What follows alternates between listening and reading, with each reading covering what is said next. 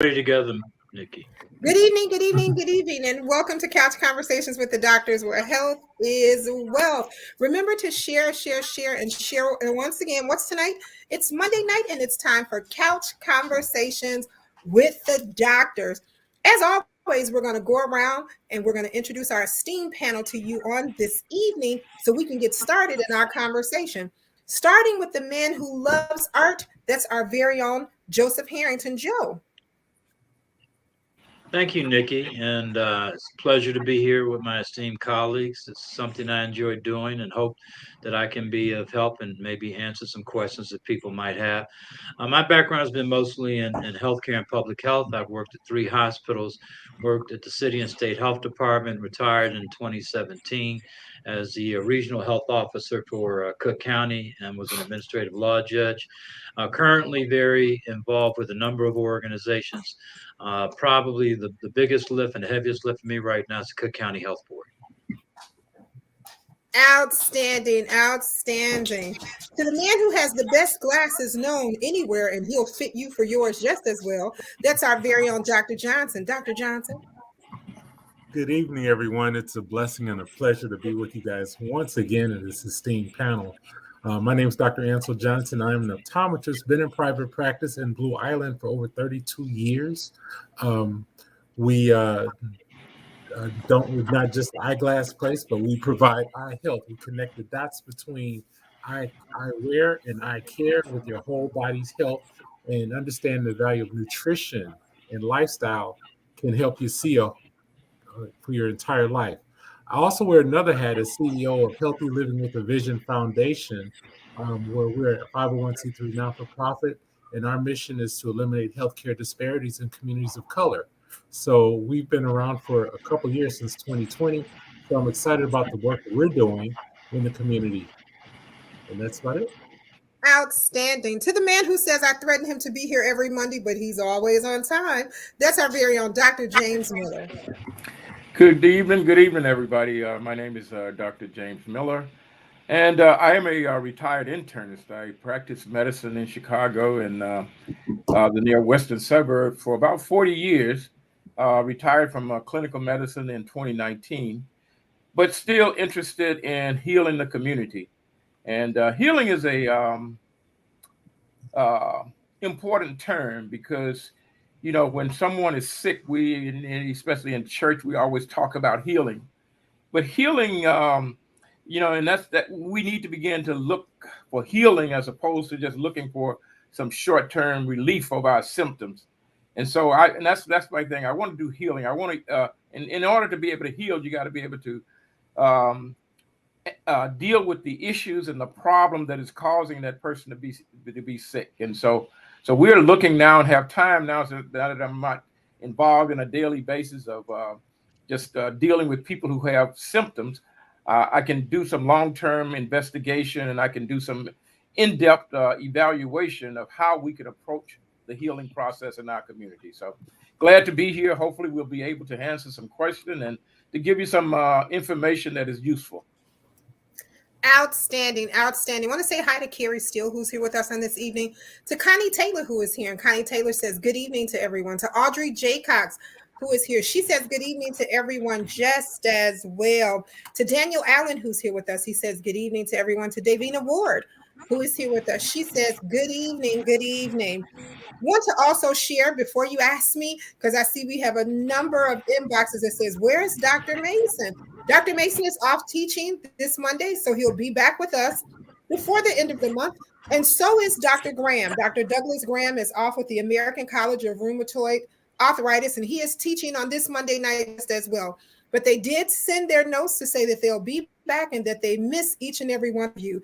To the gentleman who makes this happen for us every Monday night, to the one who teaches us each and every day that true wealth is health, the congressman of the Illinois 7th Congressional District, that vanguard on healthcare, our very own Congressman Danny K. Davis. Congressman Davis?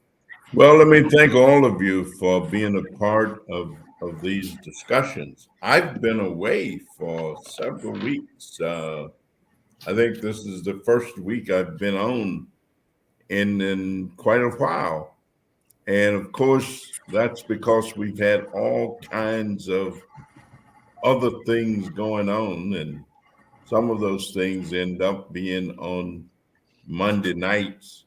As a matter of fact, some of the things that have been happening, especially some of the violence, some of the continuous law enforcement misconduct, the continuous apprehension that people have in terms of what's going to happen to them. And of course, as the Bible said, there will be wars and rumors of wars, and we've got wars taking place and going on. So I have missed, but it seems to me that a society can be as sick as an individual. And I think there seems to be a certain level of sickness in our society right now. And it's terrible. It's unfortunate. There are so many efforts underway designed to take us backwards as opposed to moving us forward. Efforts to do things like cut Medicare. I mean, how can anybody want to cut Medicare as we talk about the health of our nation? We only got it 65, Medicare, Medicaid. Before then, low income people, poor people, many of them had no way at all of having health insurance or coverage or a way to pay for health care. Well, also there's an effort to change Social Security. And of course, many of the people who live on Social Security only get about $20,000 a year. I mean, that's the norm. And about half the people in my district who get Social Security, they get about half of that. And they get $10,000 or some close to it. That's it. That's what they've got to live on. And then the other piece is there's an effort to change and wipe out what we know as the Internal Revenue Service. And there's a proposal that says, let's stop taking the money out of individuals' wages when they work. Let's just stop doing that. Don't do it anymore. And let's just charge a 30% sales tax on everything that you buy. And that would become the way to generate the money that is needed to operate government. Well, obviously, that would affect healthcare, I think, tremendously. So let me thank all of you. Every time I see or hear you, Dr. Johnson, I'm always wondering if you're related to the founders of Plano. Not by blood, but they were my very first inspiration. They're my first exposure to optometrists that look like me, and they were truly inspiring. I still know and keep up with Dr. Stephanie Johnson. So Yeah. very small family, and but no, I as a matter of fact, I worked there. He gave me summer jobs for 2 summers while I was in optometry school. I was in training. So And now we're trying to play it forward, and we are externship sites now for 5 different programs. And so I have actually hired full time my second intern, African American woman that grew up in the south suburbs also. So just trying to play it forward.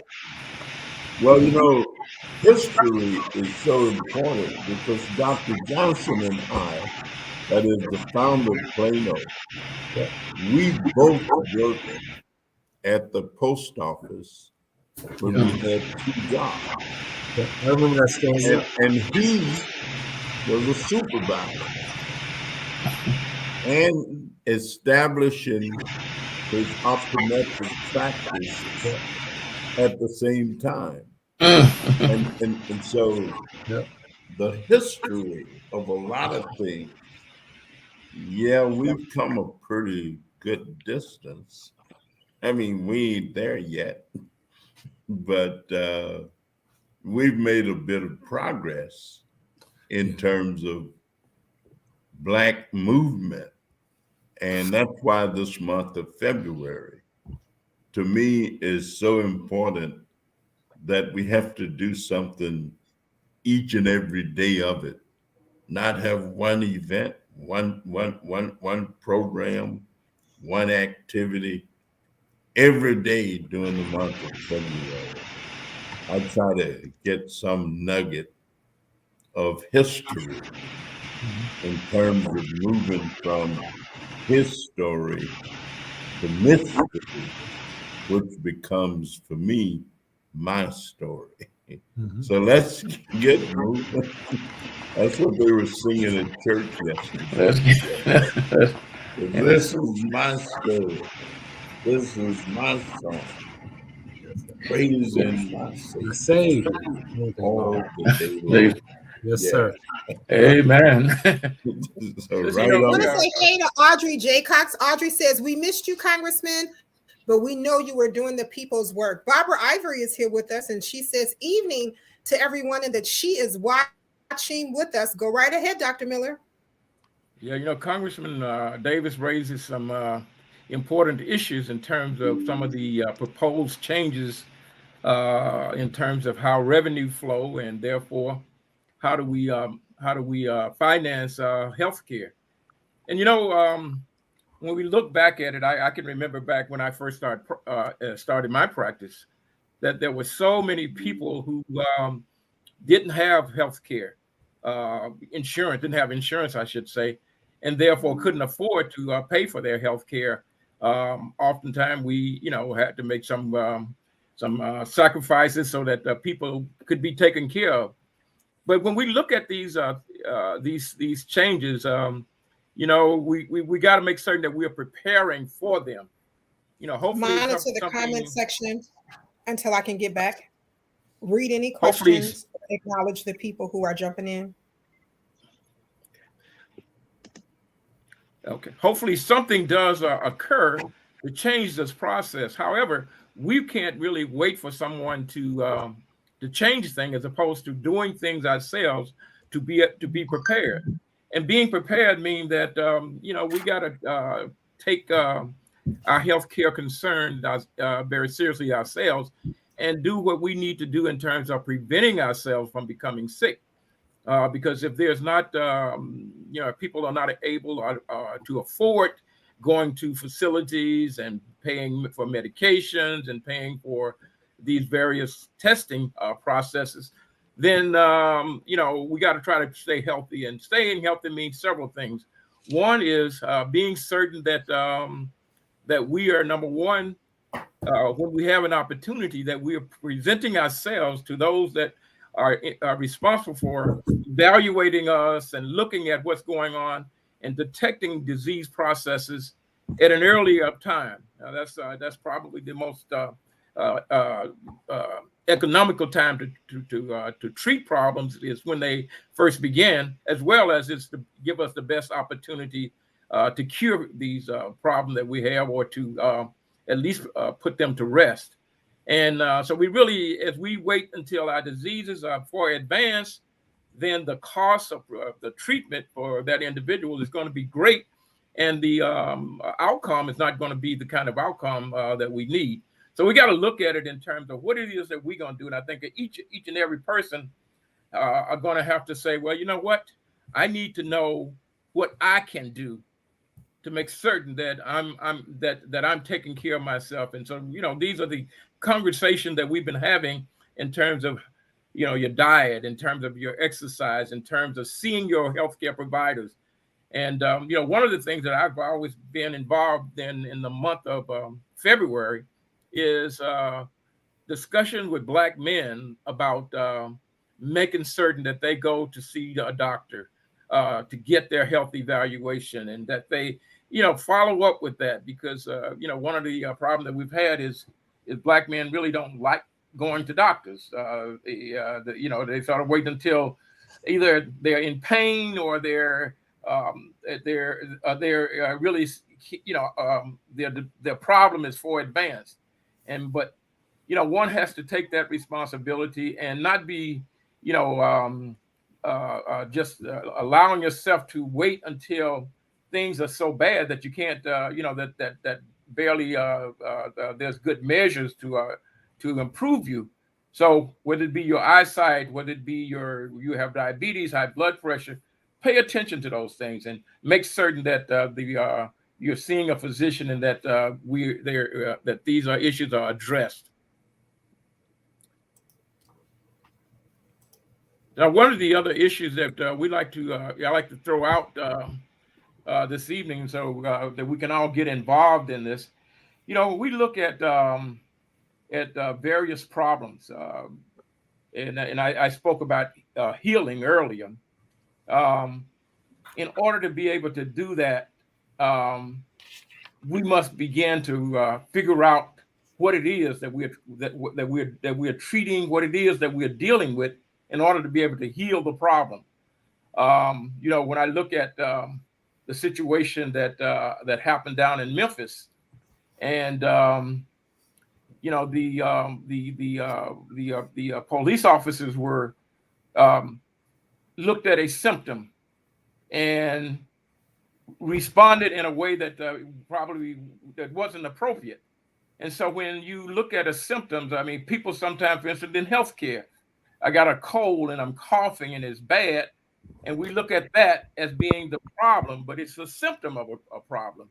Mm-hmm. And so in our lives, we have to look at what it is that we're dealing with, not just the symptoms of the problem, but what is the problem. When we look at the violence that are going on in our community, these are symptoms of the underlying issues that are going on. There's some things that have been neglected. There's some a lack of resources that was needed and was not given. And so we then ended up in a situation where people maybe don't get what they need to be addressed. And so I just like to throw this out for Mr. Harrington and Dr. Johnson. Let's bite on that a little bit and talk about symptoms of problems and how we can begin to look at the real problems in terms of the things that we're seeing going on in our community. Well, one of the real problems that we see when, especially when we've been we have public healthcare panels ourselves with health professionals. People sometimes don't know what to ask. We don't know how to be our own advocates for health. And sometimes we're a little bit intimidated.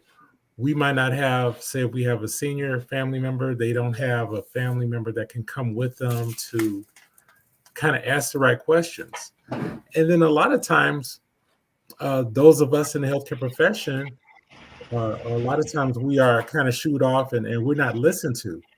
And so that's huge. Just a little bit of education and the knowledge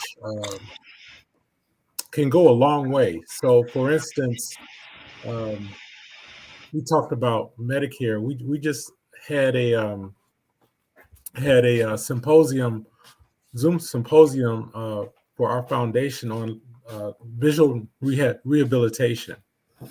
And that's dealing with people that are no longer normal sighted. So basically you have glasses, you can't see anymore out of them. And that could be from diabetes, it could be from glaucoma, it could be some chronic issues in the macular degeneration. Those are the most common things.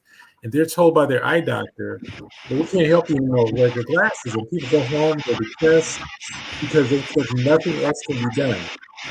Well, something can be done oftentimes. So when people talk about legal blindness, it doesn't mean that you can't, that everything is black. It means that there's a certain size letter you can't see. You can see shapes, you can see people's faces. You might have lost a lot of detail in what you see, but there's a lot of simple things on your cell phone, just different apps that can really help improve and engage your life. So different things you can look at that are identify couch or chair, or table, or food on the plate. But you need to see someone that's a vision rehabilitation specialist to tell you and to teach you. And a lot of us that are, that do regular eye care, that's a subspecialty. And a lot of times we don't tell people where to get that work. For instance, there's a Chicago Lighthouse for the Blind. Okay, it sounds terrible, but you don't have to be blind to go there and get help. I'm adjunct faculty at Chicago College of Optometry, Midwestern College in Downers Grove. They have an African American woman there, and that have sent people that have been helped immensely. So it's just lack of knowledge and just getting the resources out there to let people know that they're and that's just one small aspect of healthcare. But say if you have an elderly parent or aunt or someone that's at home that has some vision impairment, their whole quality of life can be just enhanced so much. So that's just one thing that we've done to enhance that knowledge.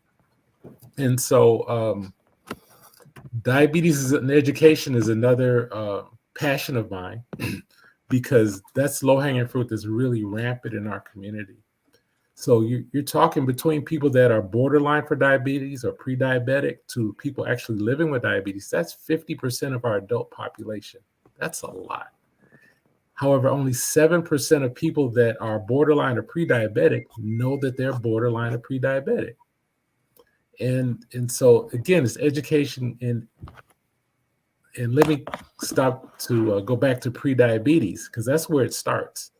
So if you just, you're told by your doctor, okay, you're a little borderline diabetic and you are need to watch your weight, lose a little weight, watch what you eat, pay attention to all that, be a little bit more active.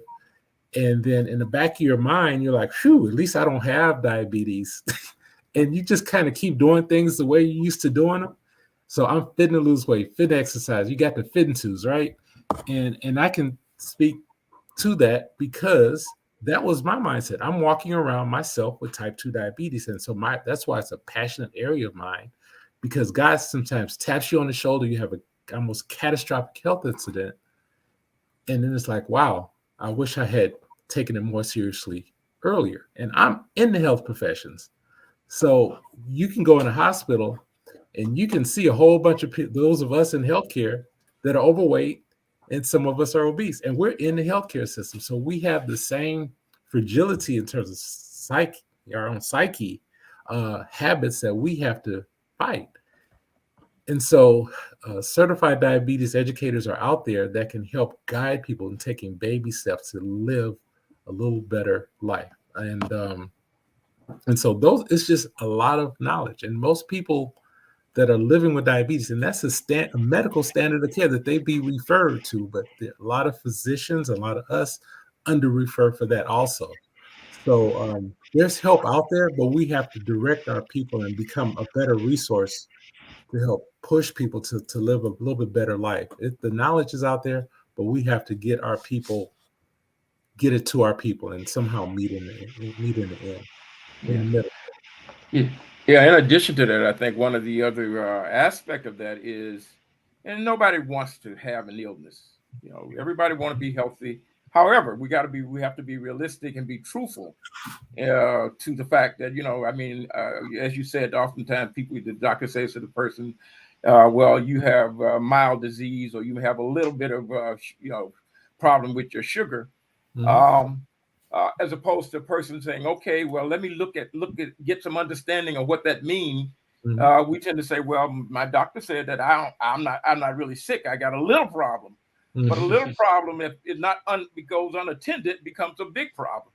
And Mhm. so we have to also become proactive in terms of uh, investigating and also accepting the problem that we have and try to, and then begin to become active in terms of trying to get beyond that, as opposed to denying that there is anything to deal with at all in the first place.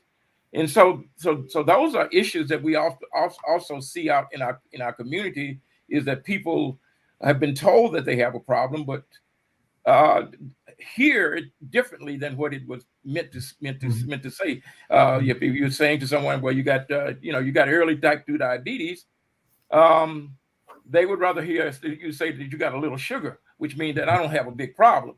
But Mhm. you, you do have early type 2 So, diabetes, and these are the things that you can do. You can begin to lose weight, you can change your lifestyle, or you're going to end up, if you don't take care of that problem, that it will become a big problem and it will begin to damage your inner organ systems. And mhm. now it becomes an even larger problem. Now it's more than just the managing the sugar, but it's also now managing your vascular consequences and your vision consequences and your kidney consequences. So part of that is also helping our folks to understand.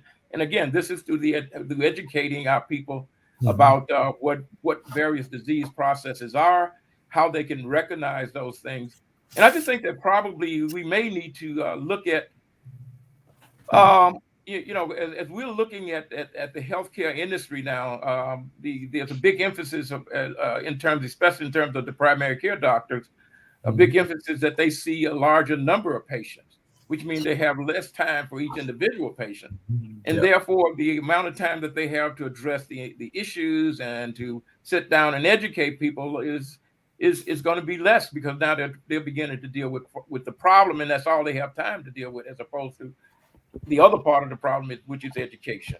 And so we have to look at alternatives to, the one not having the time just to sit with his physician and allow the physician to educate him, but to develop and put in place systems and processes that is going to address that lack of time that the physician is going to have to have in the office, and so that the patient can still get the education, still understand the importance of what was said and how to work with that.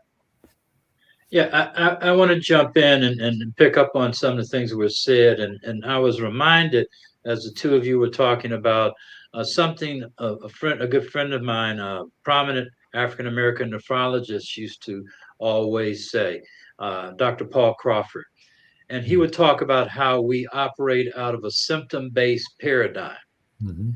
In the absence of symptoms, people feel they're okay and they feel healthy, Mhm. and he actually called it the I feel good syndrome too, as well, because people feel good, so they think they're okay. Uh, the best model might be high blood pressure. I did a lot of work early on in my career working for the city health department around hypertension. And it really fascinated me because I learned that hypertension is basically an asymptomatic disease. You don't know if your blood pressure is high or not. The only way you know is to actually have it tested or to have it checked. Right. And many people don't routinely see a doctor, so they don't get their blood pressure checked. And many people don't see a reason to go to doctor because they feel healthy. But when they don't, they go see a doctor. But left unmanaged and untreated, there are three things will happen over time if you don't take care of hypertension or high blood pressure. One is you'll have a heart attack or you'll have a stroke. And what we're seeing is related to some of the things that you're talking about is this rapid increase in kidney disease in this country. That's really related to how large we become as a society. Obesity rates in this country are out of control. Mhm. And there's this new normal and new idea about weight and how people should look in terms of their weight. But there is an ideal body weight that people should try to maintain. And as the two of you have said, the way to do that is to eat a healthy diet and be physically active. I'll give you an example, and this is a personal example. When I was in fourth grade, um, some people came to my school to do eye exams. That's when I learned that I was myopic. That means nearsighted. I didn't know I was nearsighted. I thought I could see like everybody else could see. I thought the world was blurry because that's the way the world is supposed to be. I could see things very close up, but I couldn't see things at a distance. I could see a traffic light blocks away, but all I saw was a red blur. Mhm. So they did the exam, found out I was nearsighted, told my mother that I needed glasses. My mother actually took me to get an eye exam, and I got the glasses, and it changed my life because I didn't know what I was missing because I thought everything was okay. And I'm using that as an analogy to highlight some of what you're talking about, is because people need to take an interest in some degree of personal responsibility for their health. And if they don't pay attention to things, if they don't do the things they're supposed to, they shouldn't be surprised when something happens. And one of the things that's fascinated me about medicine is how physicians actually identify what a problem is. Maybe Dr. Miller, you could speak to this. That I found out it really, uh, based upon your training, it involves deductive reasoning.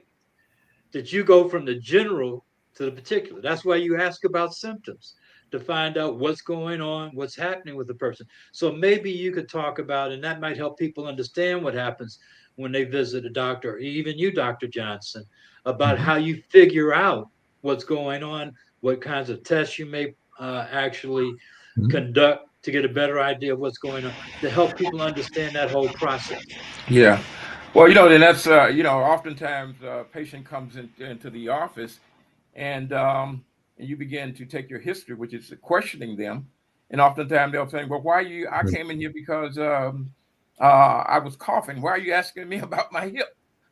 Uh, you know, un- Mhm. and not understanding how the process is that when you may have a pain or discomfort or a symptoms in one area that isn't just related to that area. It could be coming from something that is happening distant, quite a distance from where the problem is. People with kidney failure will oftentimes have swelling in their lower extremity. And so, the person comes and says, I got swelling in my feet. And then when you start asking them about their urinations and talking about things like that, they might not understand why are you going there when that isn't what my concern is. But yes, in order to be able to make the right evaluation and come up with the correct diagnosis, you have to sort of go broad and then narrow it down to what the problem really is, and that involves taking the asking the patient questions, doing an examination, possibly ordering some certain diagnostic testing, those kinds of things. But but you gotta, you can't just we don't go in. Someone comes in and be so narrowed focused on what it is that they're saying that we really miss the big picture. Someone comes in and says, well, I got I noticed that I'm having shortness of breath. Well, we're going to evaluate your lungs, but also we realize that it could be coming from congestive heart failure. You could be having a pulmonary illness. So we'll asking questions about parts of your body that is not in your chest, and the reason for that is that helps us to be able to really evaluate and to come up with a better understanding of what's really going on, as opposed to if I just focus on your cough and treat you for your cough, I'm probably missing the diagnosis and probably missing what it is that's causing you to have the problem in the first place. So yeah, it's important to really focus on the whole and then narrow it down to the single issue that may be causing, if there's a single issue, because sometimes it may be multiple problems that is causing you to have a single symptom. Dr. All Miller, right. Right before that, we got to catch up for one quick second. Want to say hey to Shirley. Well, it's Reverend Shirley Ewan who's here with us, to Carolyn Ridley who's here, to Phyllis Murray who's here, who says thank you for all of this great information, to Narisa Reese Harvey, who is here, to Patty Ringo, who is here, Patricia Drummond, who is here with us, Carmelita Earls, who is here, Finest Collier, who is here with us on today. Marlo Colvin says, always a great conversation, always. To Andrea Durbin, who is here, and she says, thank you for the great information that you are sharing. To Angela, that's Pastor Angela Walker, who is here, and to Angela Waller, who is here with us. Angie Spivey is here on tonight, and she says, actually, hallelujah. Betty Magnus is here on this evening, and she says, thank you for the great information and wondering where did you get your frames from, Dr. Johnson. So she wants you to drop that address in the comment section. Betty Magnus has the best frames ever. I'm going to tell you, she has great frames that she were to Bishop Ernest Hamilton, who is here with us on this evening. That's our co-worker. That's Jackie's pastor. He actually says he loves listening when he can. I want to say thank you to all of you out here. Barbara Ivory, who is here once again, she says, I understand why some people don't feel welcome in coming to the doctor's office. Sometimes they're not able to cover the out-of-pocket costs for number one. I guess we'll grab that and talk about that just as well. Jack Lynch is here, and he says, good evening to everyone. Jack, hey, how are you over at Gift of Hope? How is everything over there? Pastor Spiller is here with us, and he says, awesome information, awesome information. Connie has a question as well. Connie says, what is the difference between type 1 and type 2 diabetes? So I don't know which question you guys want to grab first. If you want to grab Barbara Ivy's question or share her comment, or if we want to go right to the next question. Barbara Ivory question was about the copay. Cost. Yeah, that copay.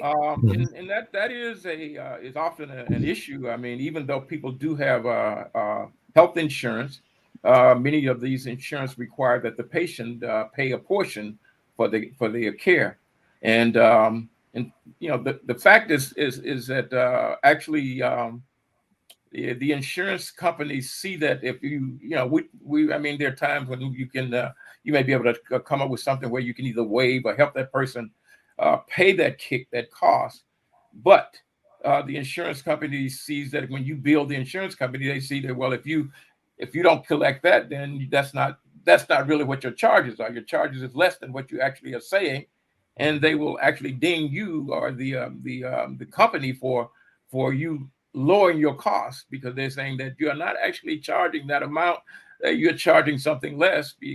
And so, but what we have to be able to begin to do is to try to eliminate problems and things that prevent people from not getting the care that they need, whether it be economics, whatever. If there's a copay, we have to figure out ways that we can get around the copay, and that people are not getting the care because they can't afford the copay. And to be honest with you, some of these copay can be high depending on which kind of insurance that the individual has. So we do have to address those issues. And when I was in practice, I would never, I would always make certain that that was not a reason why you didn't come to the office. I mean, we can work on it. We can allow you to pay that over time if that was necessary. But to do things that would allow you to see the doctor and get the care that you need, and not be turned around because you didn't have the copay. And that is definitely an issue in our community. And I think that's why some analysts, take the position that if we ever reach the point where we have a national health plan where everybody is entitled to a basic set of coverage, where no matter who you are, where you are, and then individuals who want to go beyond that and have something else special, then they go in their pockets and pay. And of course, we continue to debate healthcare coverage, and that debate will continue and continue. And I must say that we have recently seen improvements in the Affordable Care Act, where some problems that existed have now been taken care of by the Biden administration, and those problems no longer exist. But I can tell you that seeing the Affordable Care Act unfold and being a part of writing it was one of the most exciting things that I've ever done and been a part of.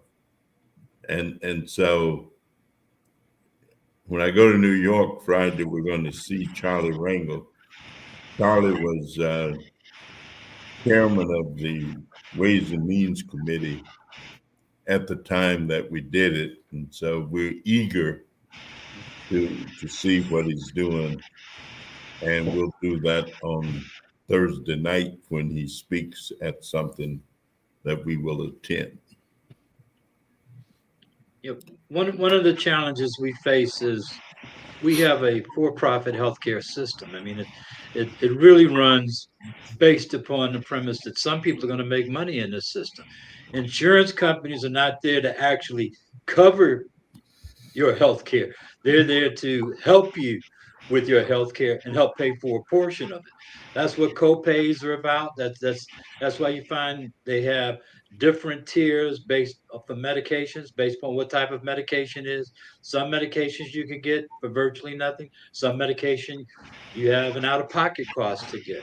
So it really is a convoluted system, and I applaud Congressman Davis, and I applaud Barack Obama during the time he was president for making health care available to masses of people, and it's probably under threat right now. But if you, like me, believe that healthcare is in fact a human right, then people, as Dr. Miller pointed out, should have a right to some level of basic health care. And I'll end with this, and this was a long time ago. In 1979, I had to go to the hospital. I had emergency. I had a kidney stone that wouldn't pass. I went to the hospital. I won't mention the hospital because it's a hospital I still go to today, but I'm not going to throw anybody under the bus. 1979, I went to the hospital. I was in the hospital for 2 weeks. 2 weeks. Never got a bill. That was healthcare in 1979, 1980. Never saw a bill. Had good insurance in. Insurance was different then. You know, sometimes you go to a doctor now and you got to pay out of pocket just to see the doctor because he is not affiliated with that particular plan. He doesn't, and he knows he's not going to get the same, so you got to pay a copay to see that doctor. So I applaud Congressman Davis and the president for what they've done historically, but it's up to us to demand these kinds of things moving forward as people who have the opportunity to vote and elect people like Congressman Davis. Outstanding, outstanding. Back to and Miss Laverne, I see your question, and Dr. Maya has joined us. So I'm going to make sure I point your question that you sent me last week back to her. But I want to grab Miss Taylor's question really quickly, and I promise Miss Laverne will get to your question before we end tonight. Connie Taylor says, what is the difference between type 1 and type 2 diabetes? She was posing that question to Dr. Miller, but I guess any of the doctors here can grab that answer. Okay, well, all right, type 1 diabetes is diabetes that's due to actually in a failure of the pancreas. This disease tends to occur at a younger age, as opposed to type 2 diabetes is due to what we call insulin resistance. What that means is that some people with type 2 diabetes, if I would do a test and measure their insulin level, they have a normal insulin level. The problem is that they have insulin resistance. And so, I when I talk to patients about what the insulin resistance is, I talk to them in terms of things that maybe they can relate to. Like when you get a brand new car, it's well tuned and it can go a long ways with a small amount of gas and oil changes, as opposed to a car that's kind of older and isn't as efficient and takes more to do the same, to travel the same distance. So in this sense, there's that they have a normal amount of insulin in their system, but it takes more. There's resistance because the insulin receptor sites are on the adipose cells, and the receptor site are not as responsive as they normally should be, as opposed to people who have type 1. Their insulin level is low. They don't have adequate insulin to be able to manage their sugars and other things that are under control of insulin. And so that's the major difference in insulin in type 1 and type 2 diabetes. Maya, you. Yeah. Go ahead, Maya. I think of it like that. Nikki, I don't have my phone, so you may have to type it in the chat. But I think of it, I like the car one. I think of it as a light. Like if you think about your pancreas working or diabetes, type 1 is when you flick a light on and off. Or the way you see me now, right? It's like, now you see me? Yeah. Now you don't. Now you see me? Now you don't. Right? That's type 1. It just, the body says one day, like, hey, I'm working. No, I'm not. Right? With the pancreas. Type 2 is like, now you see me. Now you almost see me. You almost see me. You almost see me. You see me a little bit, and now you don't. Then you see me a little bit, or you don't. It's like the difference between blurry vision or not. Nothing is like vision, Dr. Ansel. But it's the difference between on and off with your light or a light that dims, right?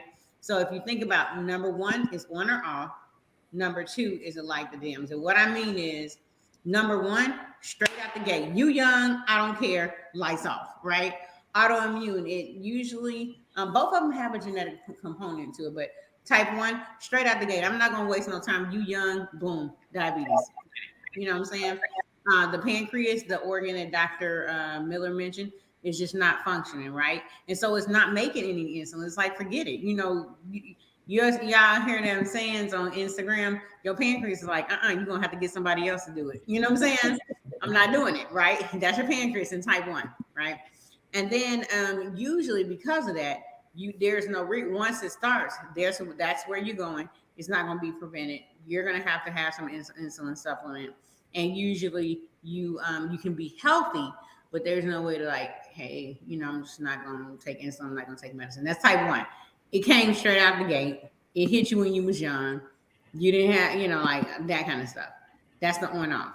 Type 2 is the dim light, right? Insulin resist. I kind of want to do it, but I don't. A little resistance. And if you don't watch it, then it'll go out too, right? All right. And so that's because your pancreas is coming on slower. So it gets you later in life. You know what I'm saying? And the process is like you can exercise, get your body to respond to insulin, get your muscles to respond to insulin, and then your sugar levels, you say, go down. It can be kind of controlled sometimes through lifestyle changes. Dr. Hampton had mentioned it, nutrition, activity. So if I know my pancreas isn't working and my pancreas is helping me process sugar, then I eat less sugar. I don't overwhelm my pancreas with a whole bunch of sugar, right? And then, so if you catch it early, you can start exercising. Your muscles are helping store it, like helping process the sugar. So the resistance happens in some of the other organs, but also muscles. So there you go. Dim light, type 2. And that's why it gets you. So if I'm creeping up on you, you living longer.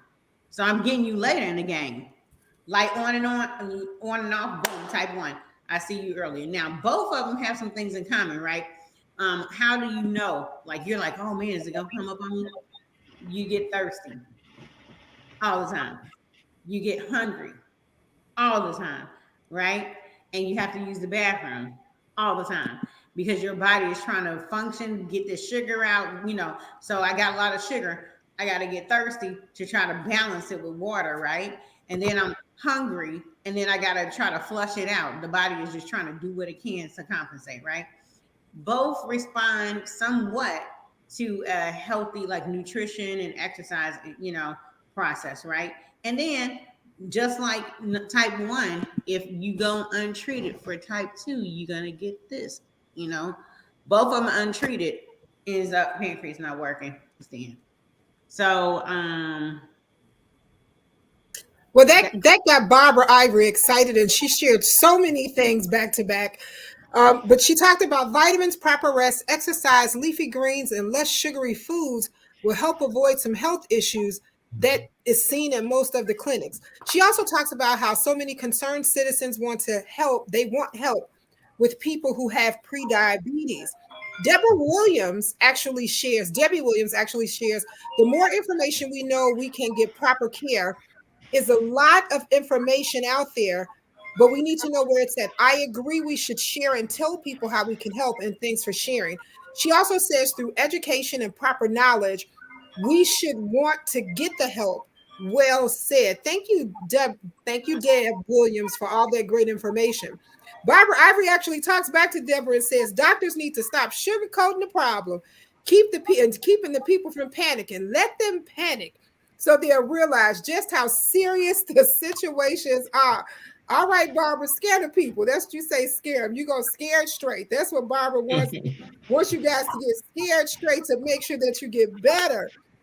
Barbara also says, this is odd to me, and this is funny because this is actually true what she's saying. She says, when I take my dog to the vet because he's feeling sluggish, they ask, what are you feeding him? Maya, isn't that true? When we take the dogs to the vet, the first thing they say, what are you feeding the dog? She says, but when I take my husband to the doctor, they don't ask that. They just want to give him a magic pill to fix the problem. That's exactly, I in COVID was diagnosed with pre-diabetes, and which is a separate, we talked about type 1, type 2. Now we're talking about pre-diabetes. And that's the one like, hey, if you don't watch it. And I remember being out with my mom. Now I'm a doctor. I remember being out with my mom, and I wanted something a little sugary because I think I told y'all sometimes I struggle with these little gummy bear thing. Which I'm getting better with my sugar little situation. And my mom said, hey, and my mom got diagnosed with diabetes. So all of this happened over COVID. We were stress eating, all this other stuff. So we're getting ourselves together. My mom said, you said we weren't going to do that no more. I was like, no, I'm pre-diabetic. And my mama said, yeah, doctors say that. But to me, that's like being a little pregnant. Either you got to eat right and exercise, or you don't. Like, that's like being a little pregnant. If you don't watch it, it's going there. You know what I'm saying? Yeah. So, I think Cassandra has a great question. And hey, Cassandra Simpleton. Cassandra says, Dr. Maya, how could you be pre-diabetic? You are slim and petite, and every time I see you guys, you're just tasting food. How could that happen to you, Dr. Maya? Please, you guys get that. Attack it. So, Dr. Miller, I don't know if you, okay. Both of them have a genetic component to it, right?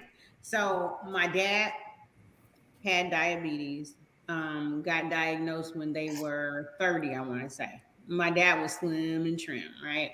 My mom, who's in pretty good shape, got diagnosed when she was, I want to say 70, right?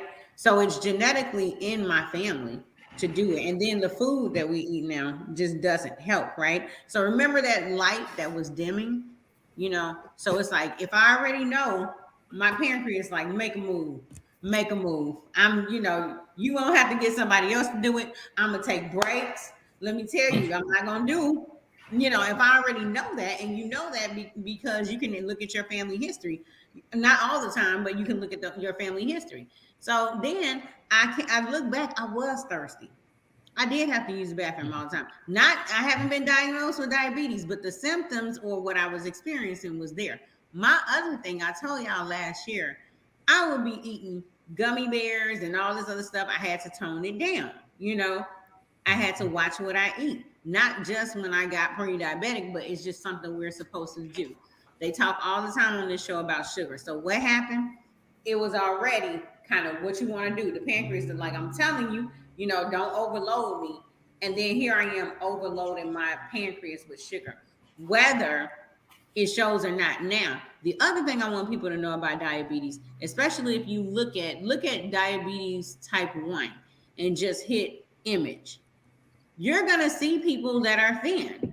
You're going to see sometimes with diabetes type 2, you're going to see people, it's not a fact of how I look, and certainly having stores of sugar on your body contribute to it, but you don't have to have stores of sugar to be impacted. And then sometimes when you're living with diabetes or pre-diabetes, your body's under so much stress trying to repair itself. Because remember, that sugar, just like when I eat, when you step on some syrup on the ground in the summer, that sugar is sticking. It's sticking to your red blood cells, trying to get up in there, sticking to your kidneys. It's doing its thing, your heart, your brain cells.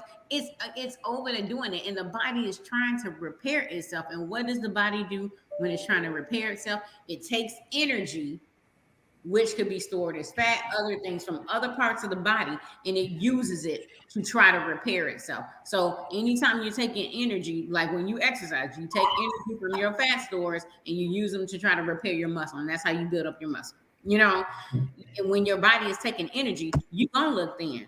That's why you got to get a doctor you trust, go on and get them labs so they can tell you this stuff. Because some of this stuff, if you catch early, or you can get a mother like Bernita Robinson, she could just tell you out the gate, no sugar for you. That's like being a little pregnant. We ain't doing it, right? So get with a doctor you know. Yeah. So ahead, Maya raised the door that opened the door I want to walk through quickly. There are 3 risk factors in terms of your health that you can't change: your gender, your age, your race, and your genetics, your family history. You can't change those things. You're born with them. And that puts you, all of those can put you at an increased risk of disease. And that's why it's important to know your family history of disease. My father died from a major heart attack, which means I have a higher risk of heart disease. My mother succumbed to Alzheimer's disease, which puts me at a higher risk of developing Alzheimer's. So I think it's important, and that's an important message for people to know, that your family history does have a bearing on your risk of disease moving forward. And you better get that information from them while they're around, rather than find out later that there was this thing running through the family that you didn't know about.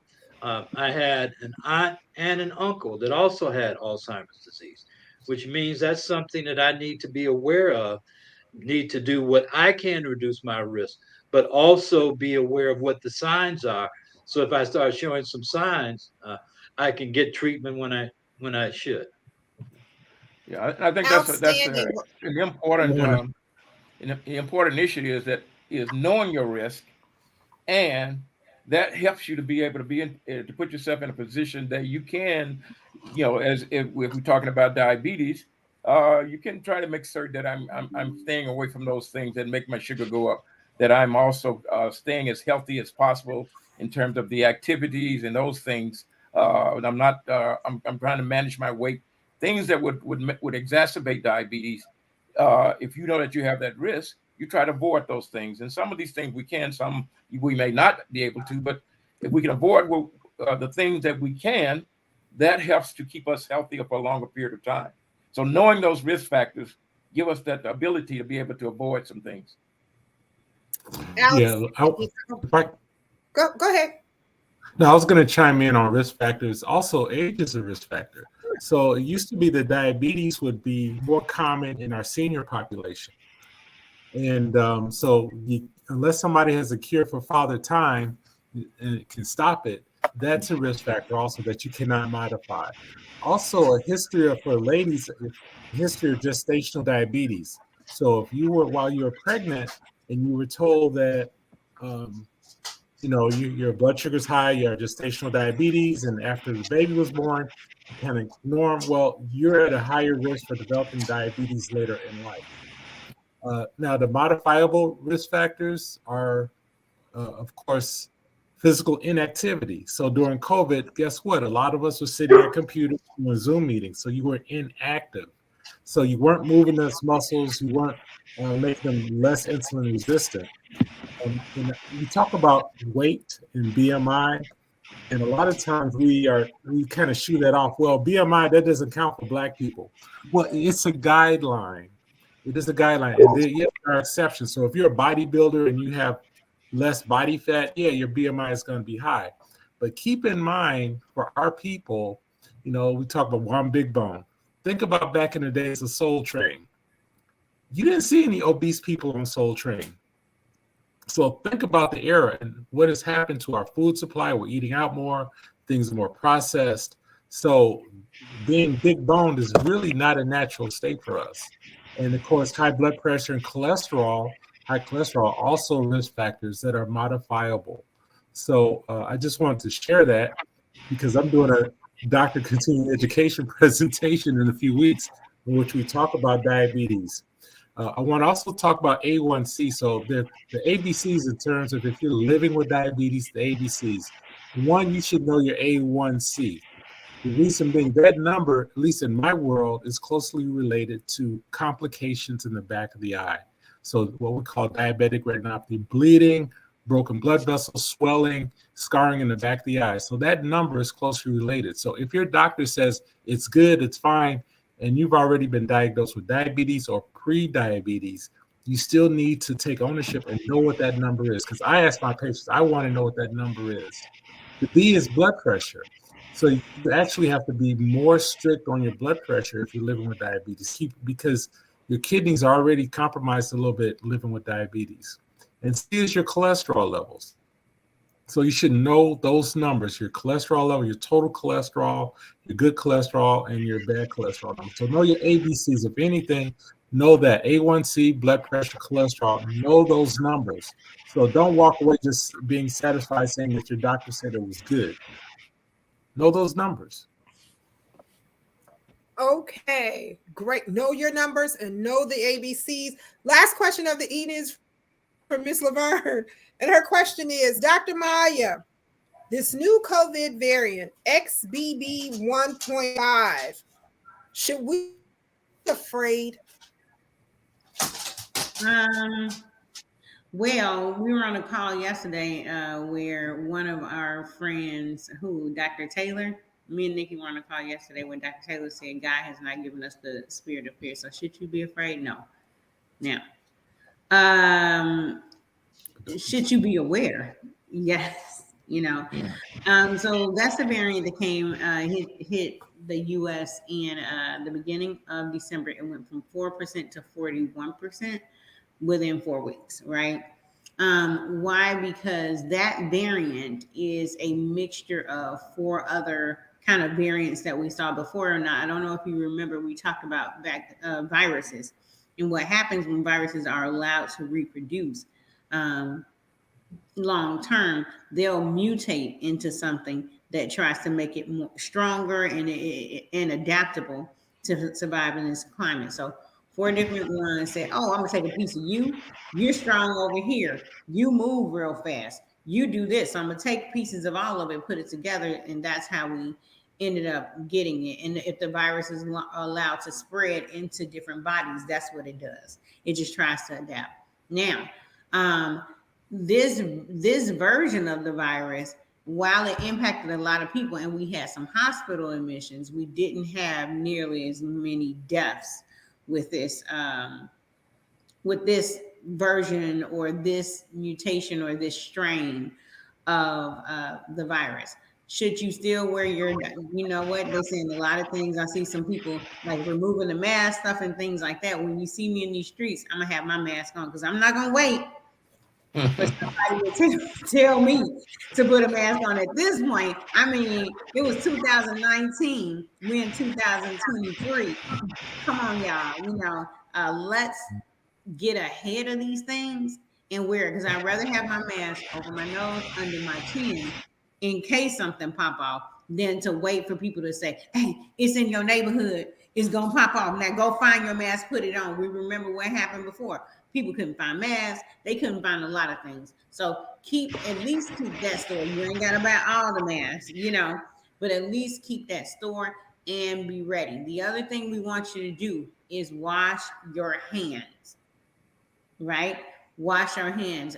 Studies show that that's a surefire way to decrease the chances of spreading the virus, and also make a plan for you and your family to stay safe. Should something pop off again? Do I know something's gonna pop off? I don't know.